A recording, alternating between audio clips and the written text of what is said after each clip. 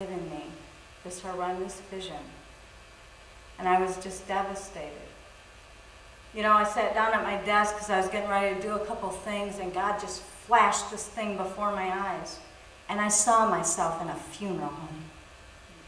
I saw myself in a funeral home of a young teenage girl, beautiful. She was just a few feet away from me in a casket. This broke my heart. Sorry. She too was a victim of dating violence, but I call her a survivor. Because even though her voice was silenced, what she did speaks out far more than her voice ever could.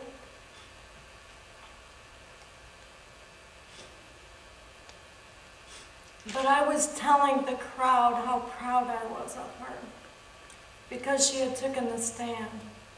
She stood for something. Many times, none of us will stand for anything. She told the guy, I don't want to see you anymore. And yet, here she lay in the casket. So I started saying, maybe it's time that all of us, we shouldn't let her die in vain. Maybe we should look around and make sure the relationships we're involved in are okay. Maybe we're in controlling or abusive relationships.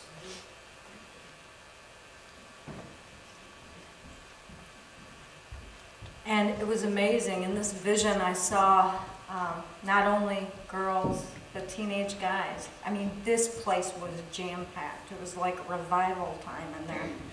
And guys and girls were rethinking their relationships and rethinking how maybe they had been in a controlling or abusive relationship and that they needed to change. And so it was really amazing.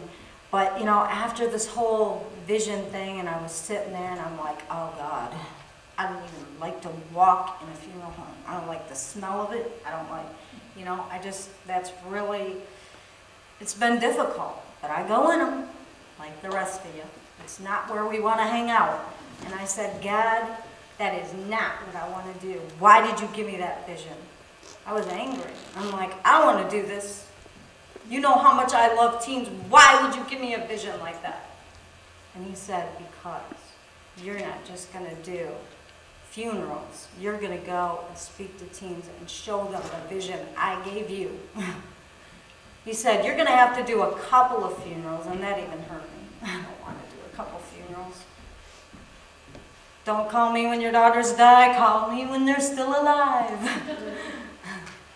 No, I'll come then too, but I'm just saying, you know, I want to speak to kids who are here, who I can reach.